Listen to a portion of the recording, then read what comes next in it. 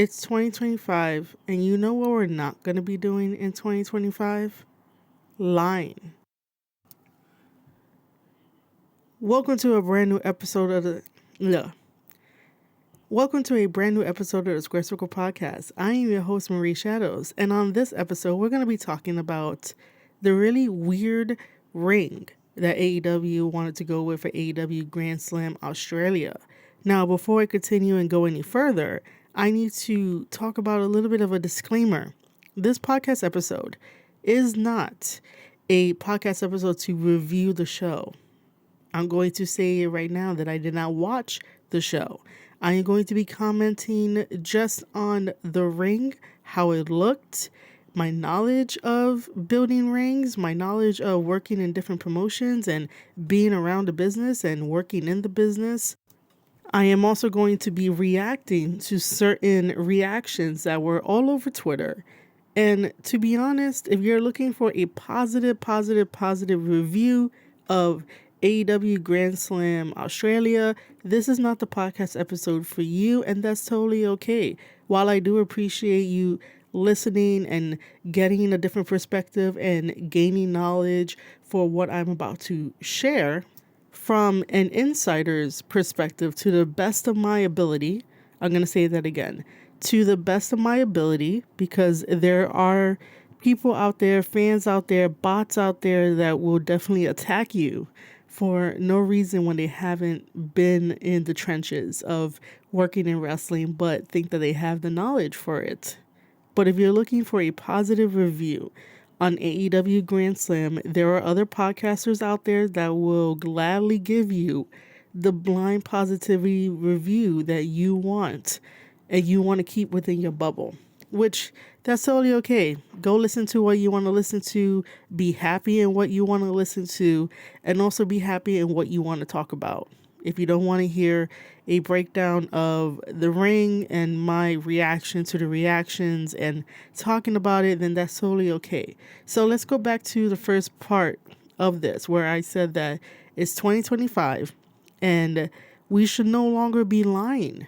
How many times does AEW have to lie about something, send out the people to do damage control, and have those people gaslight you into thinking that you are in the wrong while they also clown you? Now, I understand that the internet is the internet, and there are people that are rude. There are people that will clown you either way. There are people that will make you think that you're crazy because you can say whatever you want on the internet. You can create a character on the internet, and there are no consequences. Like, you're not going to get punched in the face because it's the internet.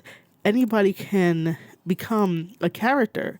But for someone like me and other content creators that either do this as a hobby or do it because they love it and it's more than a hobby and it becomes a job for them. And for someone like me that works in a business and has been around rings and building rings, we can definitely see through the bullshit. Plus, anyway, why are we trying to say that our eyes do not work in this situation where we can definitely see that there is a size difference and we could definitely see that there is a build difference for this ring?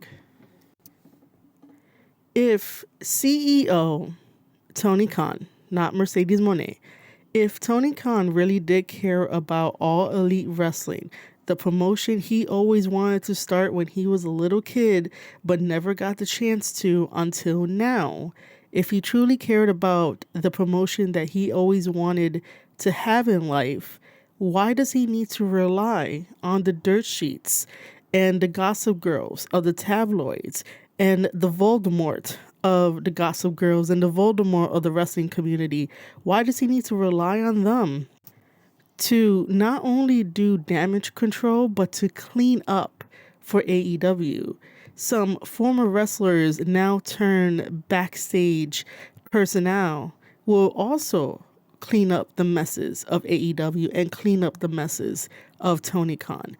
You know how AEW could get back into the good graces of the fans? Is by stop lying, is by stop sending out the people to do damage control. Is to stop telling the wrestlers, oh, delete that tweet or delete that message because it makes us look bad.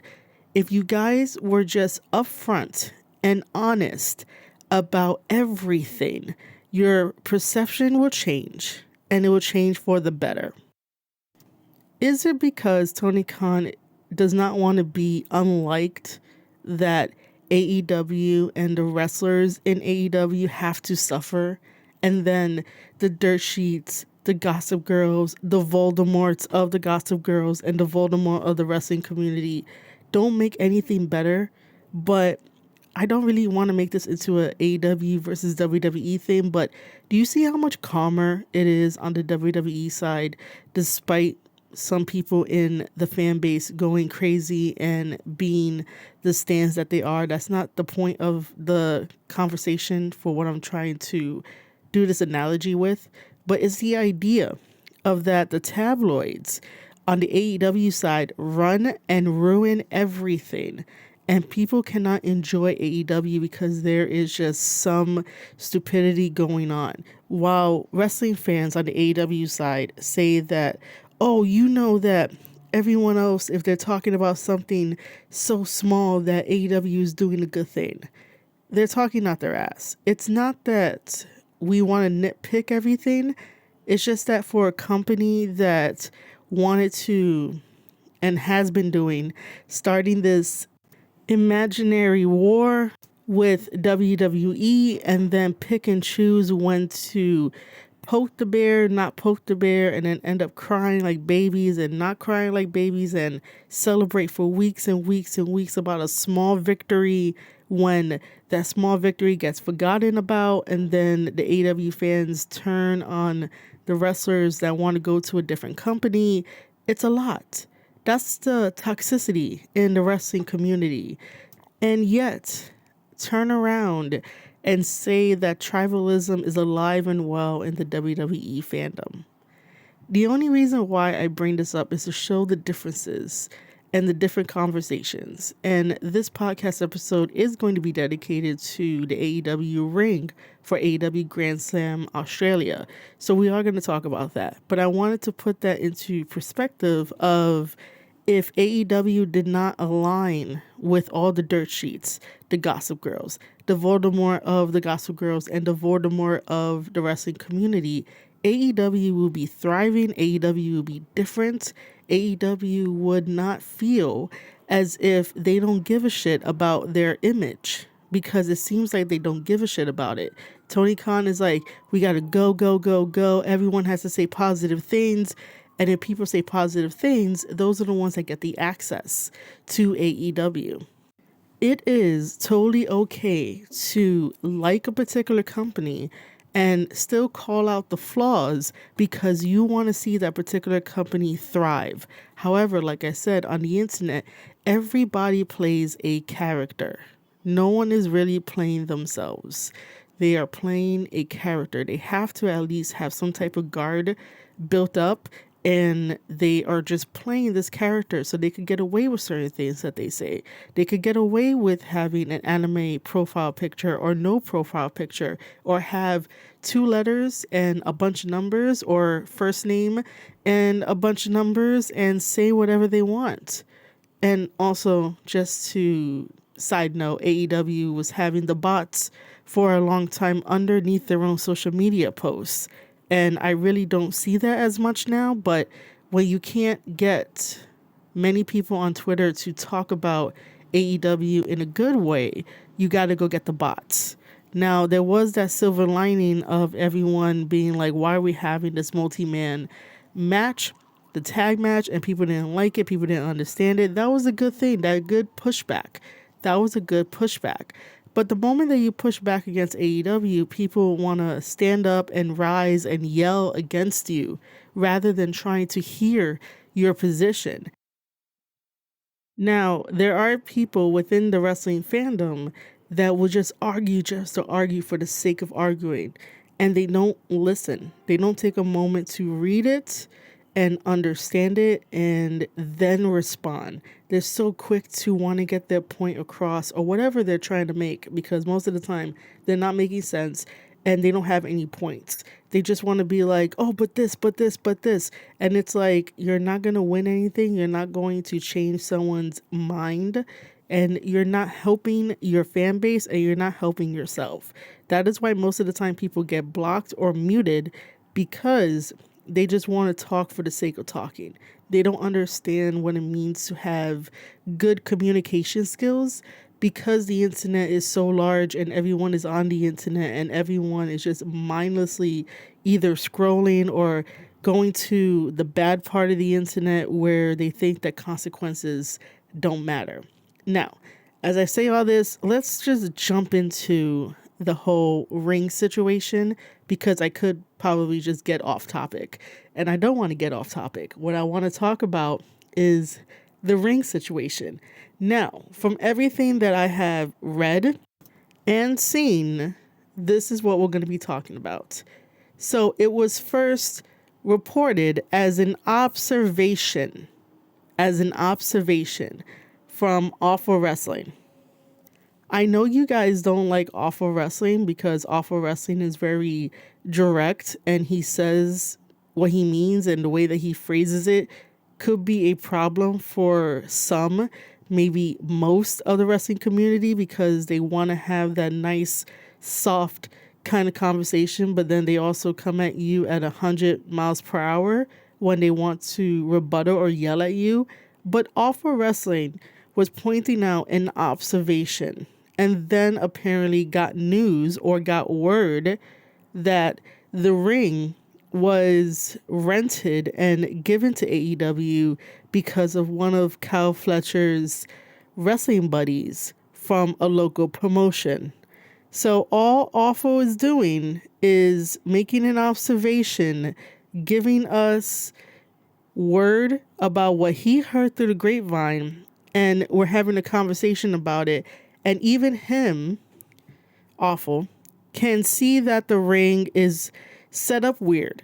Anybody with two pairs of eyes can tell that the ring was off. Even if you never did ring crew, you can definitely see something was off. It's very similar to if you've been doing something for the past 6 years and you haven't changed it one bit, and then that one day where something might have broke, whatever it is that you want to imagine, if something broke and you had to replace it, but it wasn't the right piece, but it can do the job, people will notice that whatever it is that you're imagining became different overnight. And then they'll have questions. In the world of professional wrestling, as much as it is carny, it also needs to have safety protocols. And there's this weird phenomenon that has been growing within, I guess, on the side of the AEW side. Maybe, I don't know. But there's this weird thing that's growing that fans are not caring about the wrestlers' safety. Wrestling fans are caring about the bloodlust that they have, and they're caring more about match. Give me a match. Give me a match. Rather than, hey, that ring looks off. I think you guys need to fix it a little bit, or maybe borrow somebody else's ring that can be 18 by 18. There's not a sense of fans giving a shit about the wrestler's safety. I give a shit about the wrestler's safety. The people that I see on my timeline give a shit about the wrestler's safety. And again, AEW does not have the proper safety protocols in place. Even though some wrestlers have said that the safety protocols and the doctors have been good to them, but that's just one account, two accounts. It's not accounts for everybody involved in AEW to say the same thing. Because if you have more people that say it and give examples, then yes, that means that the safety protocols and the doctors are good and they're on point. However, if we go back to Cash Wheeler, him almost ripping out a big chunk of his forearm, where was the safety protocols for that? How come AEW has not gotten any type of protection for the hooks of the turnbuckles? So that way nobody can have that happen to them. So let's start from the beginning. Gossip girls in the wrestling community mentioned how AEW never planned to ship out a ring over there. Now, while yes, that shipping out a ring to other places around the world is definitely going to cost a lot of money. However, is this not the company that is supposed to be quote unquote profitable? Even though AEW is an LLC, meaning that none of their financial records are on the record for us to know if they're profitable. But the Gossip Girls and the Voldemorts of the wrestling community that like to report on things, and also Uncle Dave of the Wrestling Observer likes to say that AEW is profitable. And then all the parakeets love to just say the same thing. So you would think that a profitable company like AEW, if we believe the lies, a profitable company like AEW would have no problem shipping over their ring over to Australia to have one of the best shows in attendance. And I bet you nobody was going to mention anything about ring size if this supposed profitable profitable AEW company did that. But because the dirt sheets were like, this is untrue and AEW never was going to ship the ring. Okay, well, what is the next best thing? First of all, how do we know that's fact or fiction? We don't know, because the Gossip Girls of the wrestling community has taken full force into saying a bunch of shit that doesn't line up. Anyway, okay, cool. They weren't going to plan to ship it out because it's going to cost a lot. All right, cool. I can overlook that. However, according to QT Marshall to say that they had this ring from PWA rented in advance. So 3 months in advance before AEW GrandSlam Australia, they had the okay to rent the PWA ring 3 months in advance. How come nobody went over to Australia to double check, triple check all of the logistics that they're going to need to have a smooth and running operation of a wonderful show, AEW GrandSlam Australia? Why? You send somebody over there to make sure that the way that PWA sets up their ring can fit what AEW does, meaning that the ring skirts are all fitted according to the size of the PWA ring. And maybe they could have shipped over their steps, like at least one of their steps, rather than getting that little 2-step kind of stepping stool that they had. So yeah, there was probably some communication not being done, because if you knew 3 months in advance you were going to borrow a PWA ring that is totally 16 by 16, it is not 18 by 18. An 18 by 18 ring, you can get away with a lot of things. It won't be a 20 by 20 ring where there'll be a lot more room, but at 18 by 18, you could get away with having a really good show.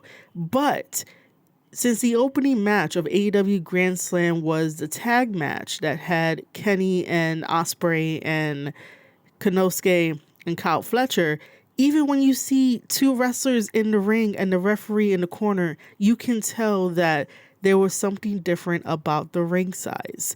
However, every single wrestler and damage control person and even people from Cultaholic got in on it. Not really. They made a video, which I'll probably react to it, because it's not us being lonely that we're getting on this. We're looking at this from a safety protocol situation. I understand that AEW is your bread and butter and you are so loyal to AEW, but the safety of the wrestlers should come first. If you know that this ring is not set up to the parameters and the normalness of how AEW conducts and builds their structures, you gotta send somebody out there during the 3 months in advance to make sure that AEW conforms to the specifics of the PWA ring, so that way you can have a really good show and nobody can complain about the safety and the ring size. And everybody online wanted to make it about the ring size. It is more than just the ring size. Ring size was just one of it. The bigger idea was the safety protocol. And because wrestlers and people who want to do damage control just want to speak out, it's a way for them to save face. Now, I understand that there are wrestling fans that do not work in the business, and I understand that they don't take bumps. And by the way, we got to do away with that phrase of like, you don't take any bumps, so you don't know what you're talking about. That's not the burn that you think it is. Not anymore. Okay, let's talk about ring structure. So, you know that a ring is made into a square. Simple, right? You have 4 ring posts. Those ring posts have a nice flat bottom that is fused onto the ring post. So that way, when you put it on the ground, it is very stable. It's not going to fall over. It's not going to bend. It shouldn't bend. It should just be straight down. You have the bottom part to it, which is just a flat piece of metal that got fused together. Cool. Now you pick your spots. Normally in indie promotions, they will have some type of mat underneath the ring post or even some type of height for the ring post. So that way the ring could be a little bit taller. But for the most part, they do put a mat underneath the ring post so that way it doesn't ruin the floor of the venue that they're at. So keep that in mind. So after they find their 4 little corners, they put them down and then they take the other metal piece that attaches to all 4 of the corners. And then you're left with this big empty spot. In that big empty spot is where you put the rest of the metal rods. So that way they can all connect and create a pattern. Think very similarly how you would to create a really nice apple pie, cherry pie, and you have the design on there where you're doing something like similar to a weaving basket.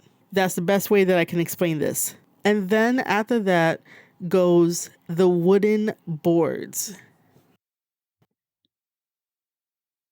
So for the boards, you have to make sure that they are in place and they are tight together. So that way when the wrestlers start running and bumping on it, nothing moves, no accidents happen, no rolling of the ankle for Buddy Murphy happens, or Buddy Matthews, sorry.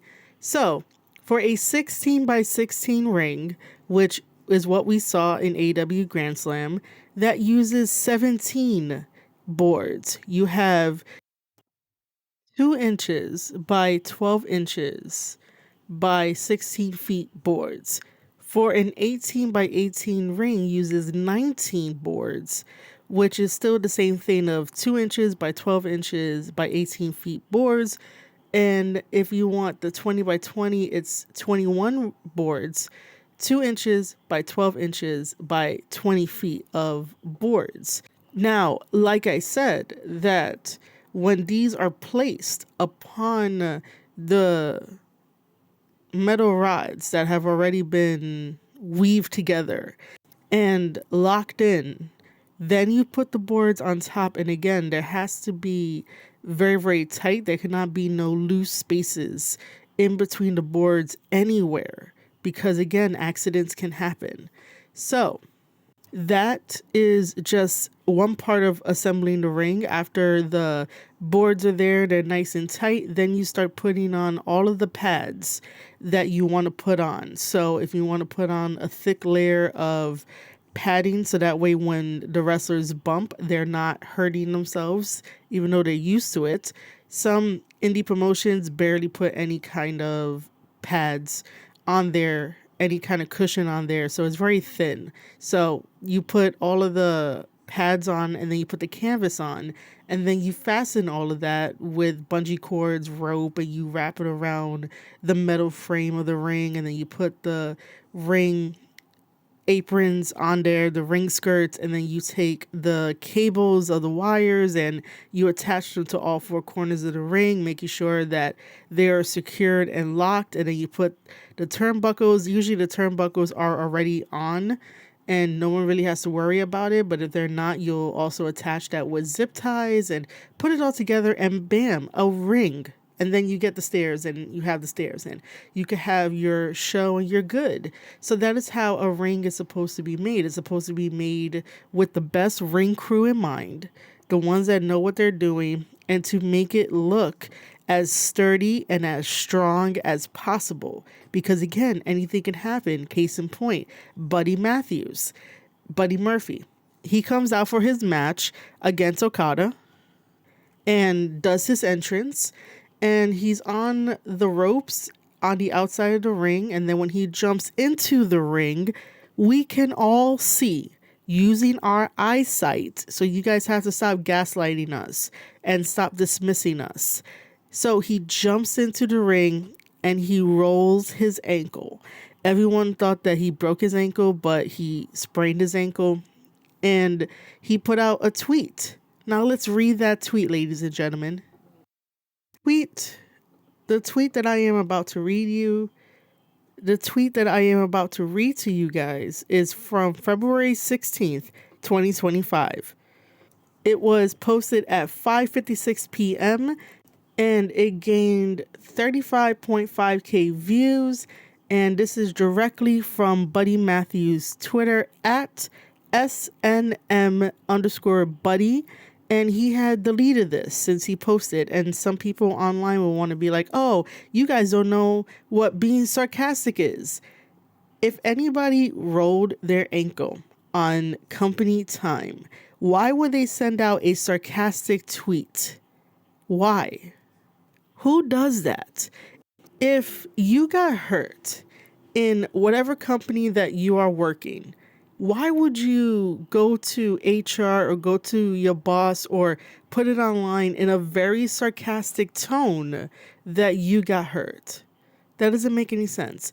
If you got hurt, you will be cursing up a storm and you will want to file a report and take it all the way to HR and be like, hey, I got hurt on the job. Where is my compensation money? That is what you would do.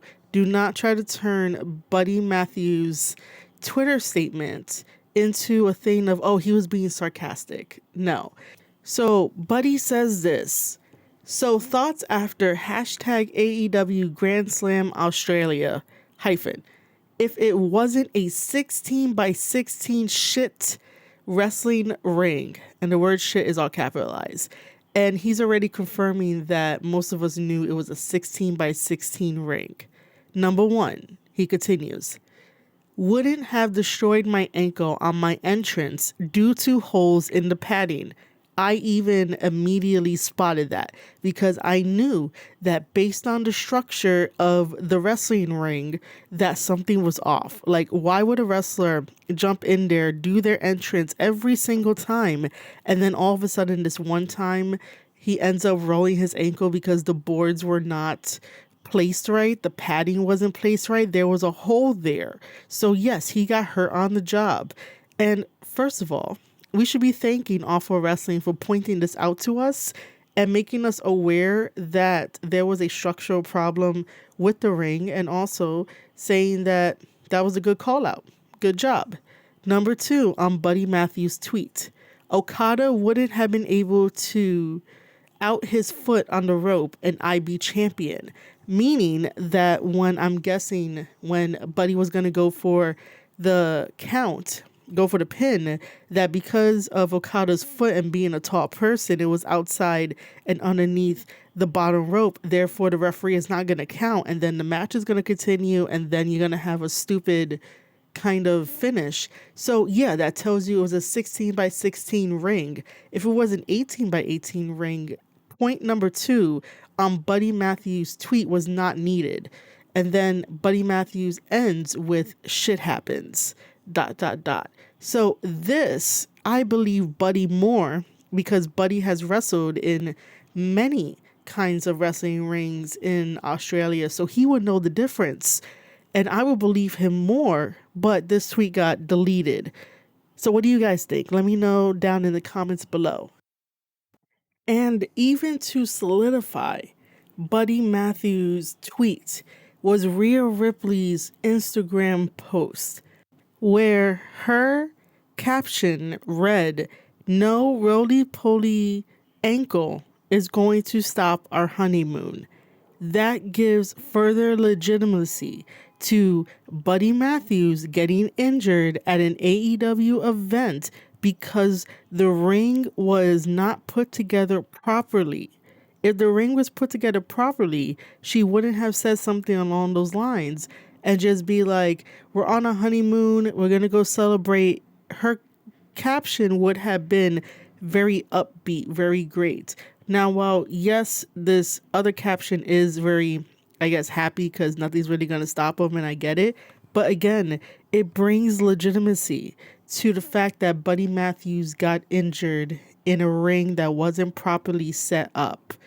And that is very scary because, again, why are wrestling fans so quick to be like, this person doesn't have a life, this person's a virgin, AEW is the be-all, end-all, AEW is my personality, you can't talk bad about AEW, you can't do this, you can't do that. Whatever happened to safety first, wrestlers first, and making sure that wrestlers are 100% safe in the ring? When you have a bad ring like the one that they borrowed and or rented and didn't really fix anything, didn't really consult with PWA to be like, now we have to adapt to your ring, and just went on as business as usual, that is a very bad business practice. Wrestlers' safety and health comes first.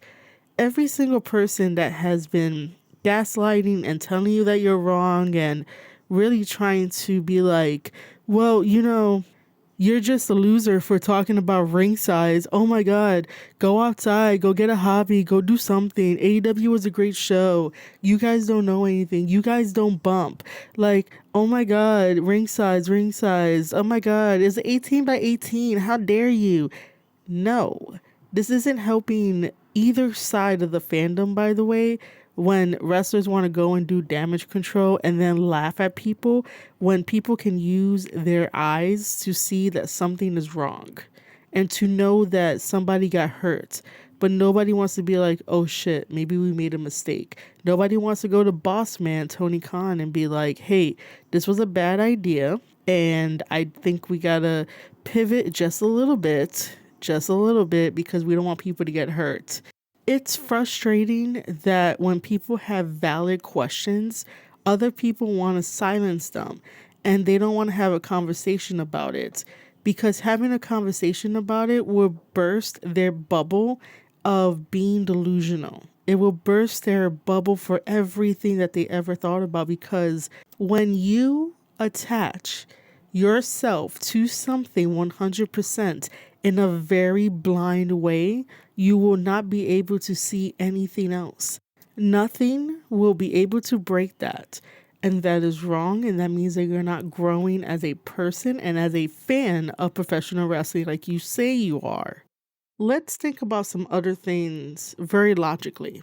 So, when AEW did the Wembley Stadium, and we heard for months that AEW outsold everybody and everybody was happy with the numbers, even though we were like, well, that's not really the real numbers. And then we were saying, well, that's overseas. That doesn't really count because it's not American soil.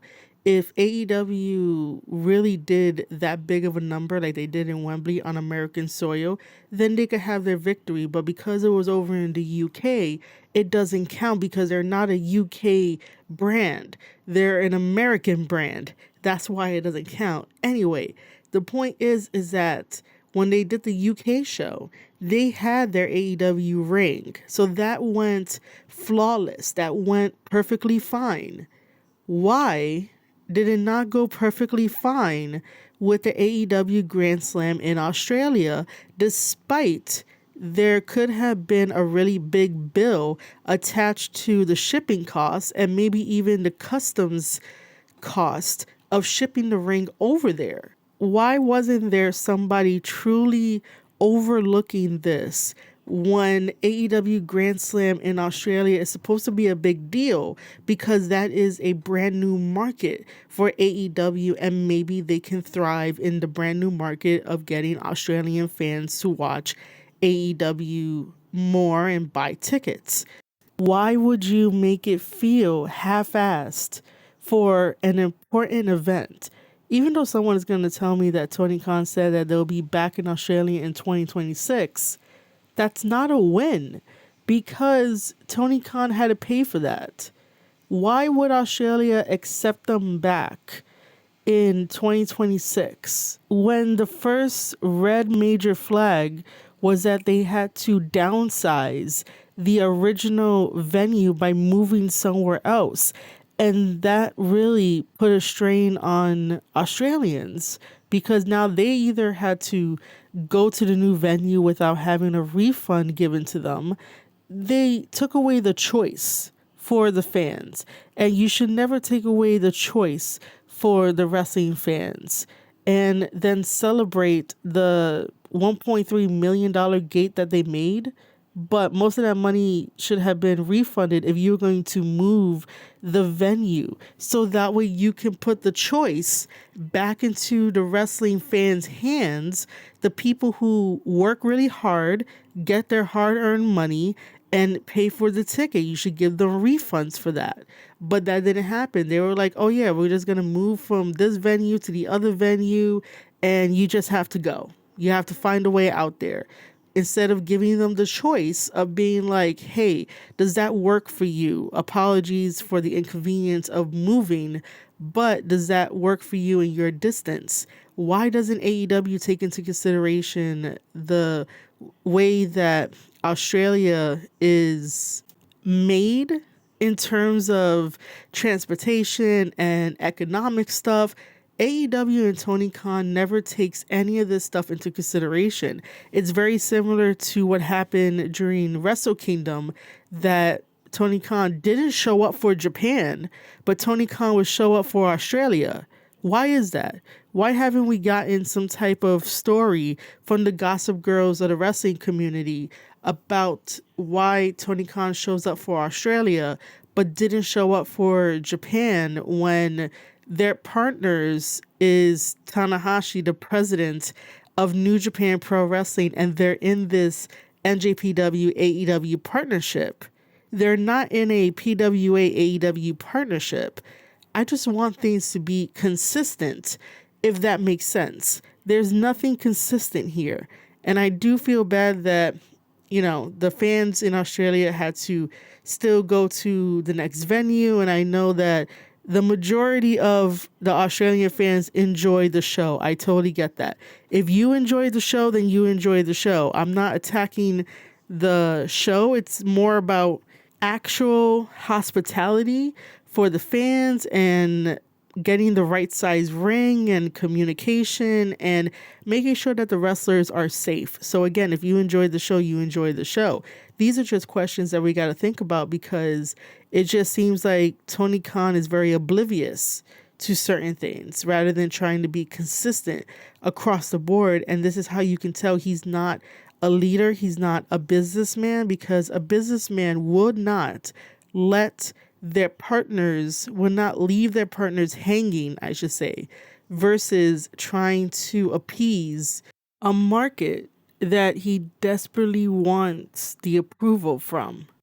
Let me discuss one more thing, and that's about renting the wrestling ring, because sometimes when people give their comments and give their reactions, they're not getting the full story, and they make a quick snap judgment of what they think the story is about right then and there when it blows up on the internet.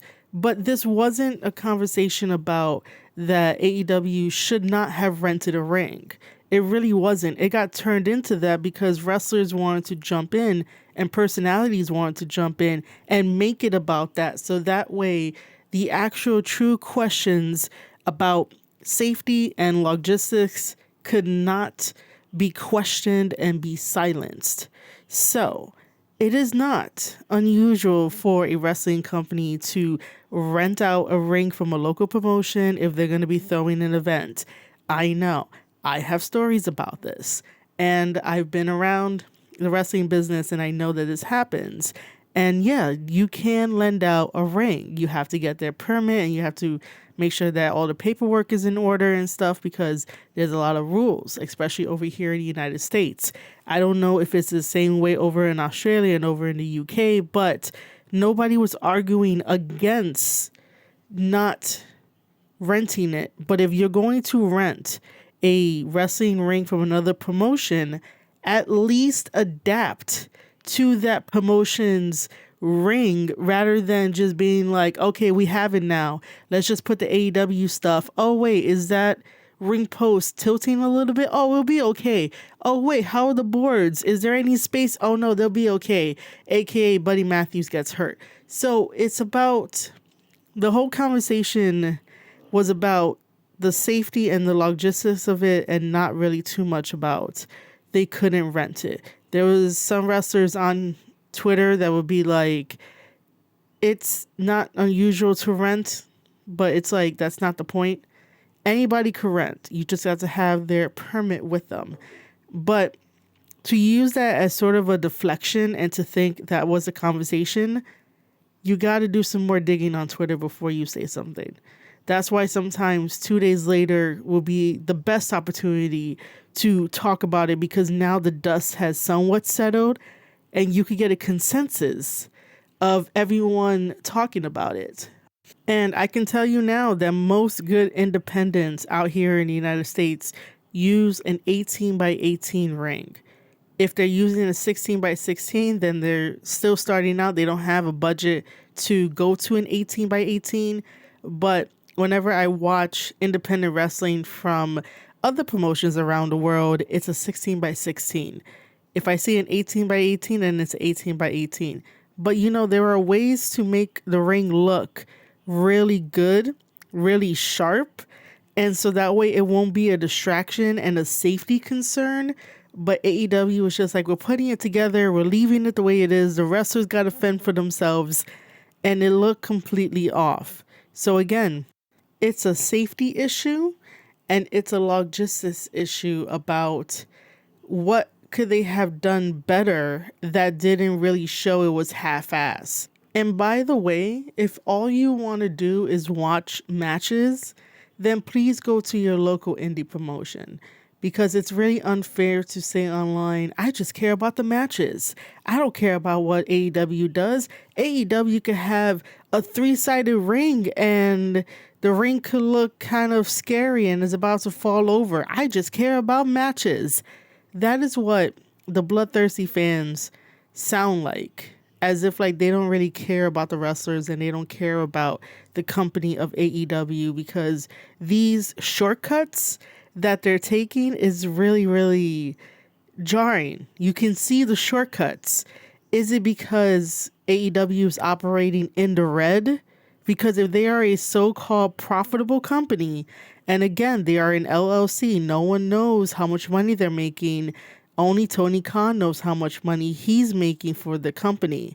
But are they doing these shortcuts because they are losing money in the end and they want to say the $1.3 million gate that they got for AEW GrandSlam is a win because something needs to be replenished?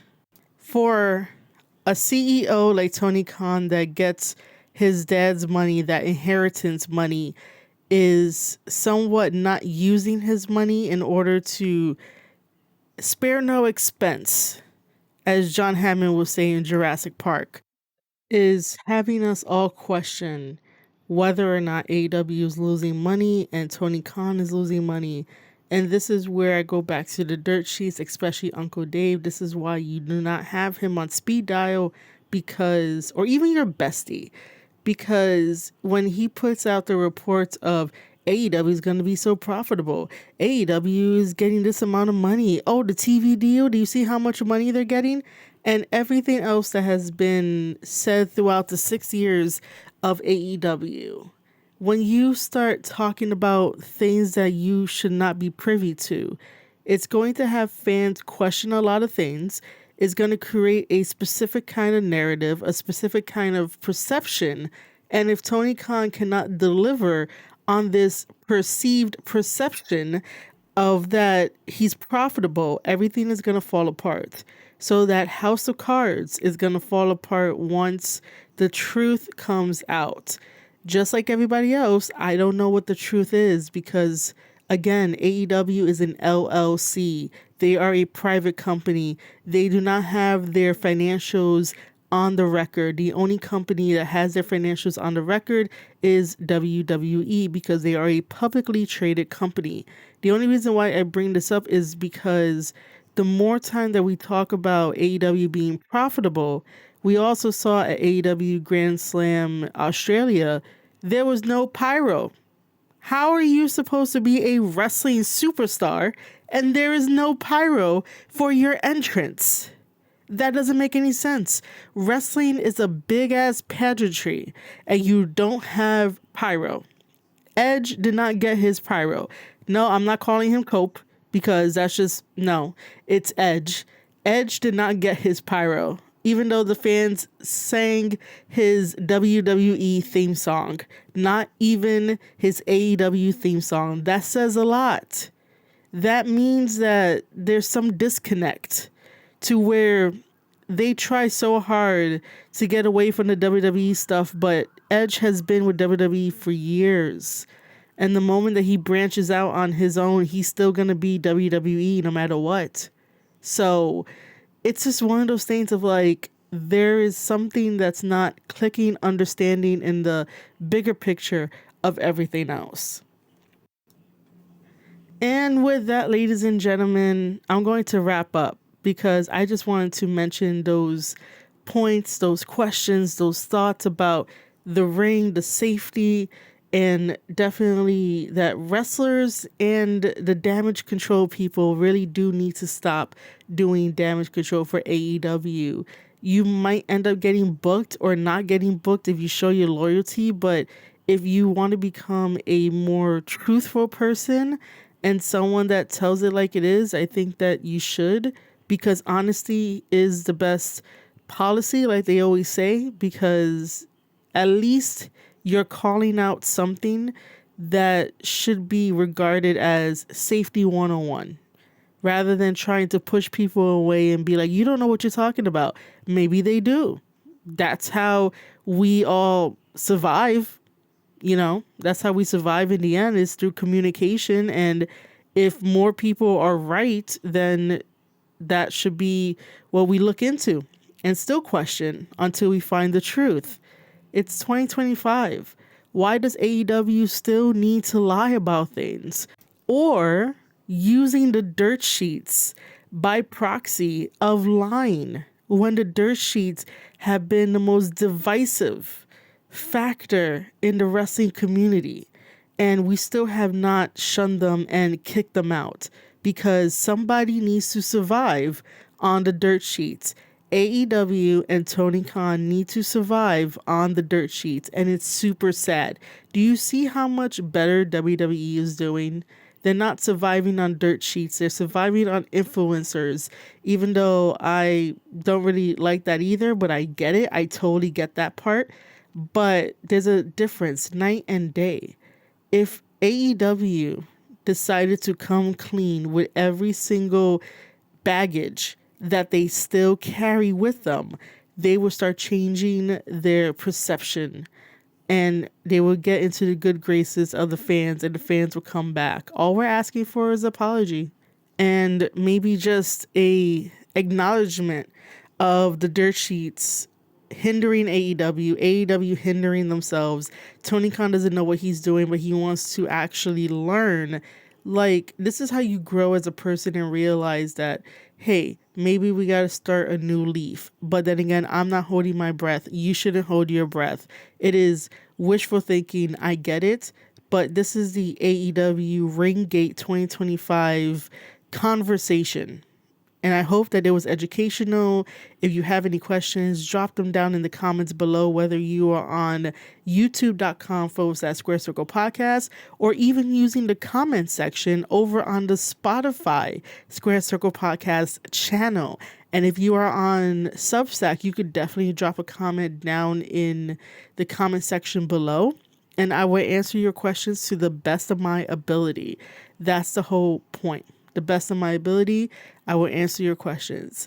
And also, ladies and gentlemen, make sure to check all of the links in the description box to where you can support me and support the Square Circle Podcast channel, support the new Instagram channel that I have, where it's an introduction to the tape study chatter, interviews, a bunch of stuff where we look at wrestling, break down wrestling. And then if you want to take a step further, my wrestling planner, One More Match 2025, is out and is on Barnes and Noble.